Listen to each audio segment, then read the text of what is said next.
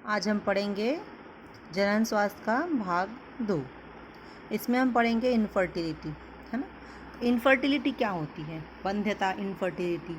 कुछ दंपतियां ऐसा होती हैं जिनके कई साल रहते हैं और उनको कोई भी शिशु नहीं हो पाता। जैसे वो शारीरिक, जन्मजात, रोगजन्य, औषधि, प्रतिरक्षात्मक और मनोवैज्ञानिक भी हो सकते हैं। इसे ही कहते हैं बांझपन या बंध्यता। यह दो प्रकार की होती है, प्राथमिक और द्वितीयक। तो प्राथमिक में क्या होता है? बंध्यता में व्यक्ति एवं स्त्री में पाई जाती है जो कभी गर्भधारण नहीं कर पाते। और द्वितीय बंध्यता कहलाती है उन रोगियों में जो पूर्व में गर्भवती हुई थी परंतु उनमें भी गर्भधारण नहीं हो पाता, यानी कि वो कंप्लीट नहीं हो पाता। अच्छा, ये सेम चीज़ें पुरुषों में भी होती हैं। वीर्य की मात्रा कम, सीमन की मात्रा कम होती है, शुक्राणुओं की संख्या एवं गतिशीलता में कमी। एक स्वस्थ और फर्टाइल व्यक्ति द्वारा एक बार में 3 से 4 मिलीलीटर सीमन का होना ज़रूरी है, जिससे 2 लाख से भी अधिक शुक्राणु होने चाहिए। इसके साथ शुक्राणुओं का चल या मोटाइल होना बहुत ज़रूरी है।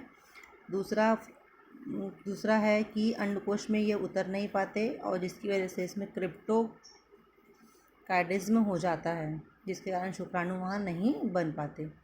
ऐसे बहुत सारे हैं। और शुक्राणु और शुक्रवाहिकाओं की रुकावट में अनुपस्थिति, वृषणों में पानी भर जाता है जिसे हाइड्रोसील कहते हैं। अत्यधिक शराब पीना जिससे शुक्राणु जनन कम होता है। क्लाइनफिल्टर सिंड्रोम, गोनेडोट्रॉपिक अपूर्णता, ये सब इसके रीज़न हैं। फिर है स्त्रियों में बांझपन हाइपोथैलेमस की वजह से, यानी कि थायराइड की ग्रंथि की वजह से भी होता है। और कार्पस ल्यूटियम में अपर्याप्त वृद्धि और क्रियाशीलता से भी बांझपन इसमें आता है। और बहुत सारे तरीके हैं, जैसे फाइब्रॉइड का होना गर्भाशय में, गर्भाशय का जन्मजात से विकृत होना, फैलोपियन नलिका के द्वारा अंडाणु में ले जाने में संपर्क असमर्थता, है ना। इस प्रकार से बहुत सारे कारण हैं। अब कुछ ऐसी तकनीकें हैं जिसके बारे में हम जानेंगे, सहायक प्रजनन तकनीकें। इसको कहते हैं असिस्टेड रिप्रोडक्टिव टेक्नोलॉजीज़, ART के नाम से इसको जाना जाता है। बांझपन की स्थिति को ग्रसित व्यक्तियों का इलाज करने पर कुछ दंपतियां गर्भधारण और संतान उत्पत्ति में सफल हो जाते हैं, परंतु कुछ दंपति में उपचार के बावजूद भी उनमें गर्भधारण या संतान उत्पन्न नहीं होते हैं ना।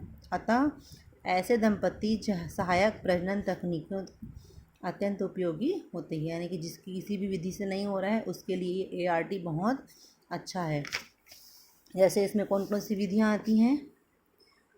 IVF, in vitro fertilisation, ZIFT, zygote intrafallopian transfer, GIFT, gamete intrafallopian transfer, AIT, artificial insemination technique, IT, intrauterine insemination, ICST, intracytoplasmic sperm injection, ये सभी जो हैं उनके लिए कारगर सिद्ध होते हैं।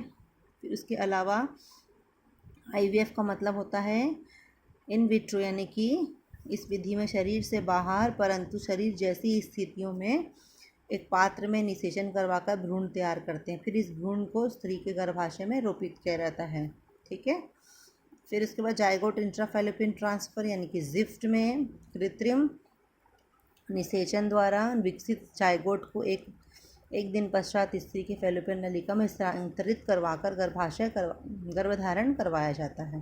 सेम ऐसा ही है गैमेट इंट्राफैलोपियन ट्रांसफ़र। इस विधि में शुक्राणु और अंडाणु दोनों को प्राप्त कर उसे फैलोपियन नलिका में ही स्थानांतरित किया जाता है।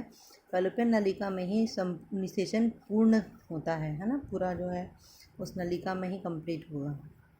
इसके अलावा आप लोगों ने सुना होगा टेस्ट ट्यूब बेबीज़ के बारे में, है ना। बहुत सारे टेस्ट ट्यूब बेबीज़ को अपनाया जाता है, जिसमें क्या होता है, जैसे कुछ महिलाएं गर्भधारण की क्षमता नहीं हो पाती है तो ऐसे में अंड का निर्माण होता है ना, यानी कि जो अंड होते हैं वो क्रियाशील नहीं होते।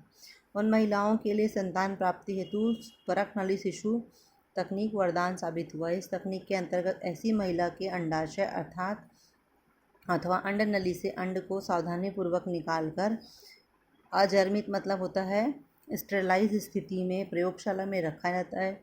परख नली अथवा पेट्री डिश में इसका कृत्रिम निषेचन होता है, इसके पति के शुक्राणु द्वारा कराया जाता है।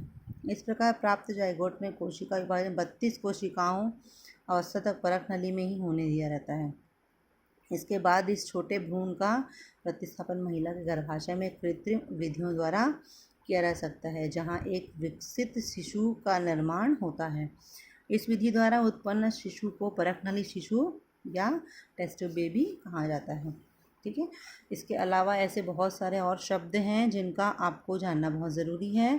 तो ये शब्द यहाँ पर दिए हैं। WHO का मतलब क्या है, IUCD डेमोग्राफी, IUD डेमोग्राफी, अप्रवास, इमिग्रेशन, प्रवासन, vasectomy, tubectomy, GIFT, IUCD, MTP, ये सारे फुल फॉर्म आपको जानना है और कार्य। ठीक है।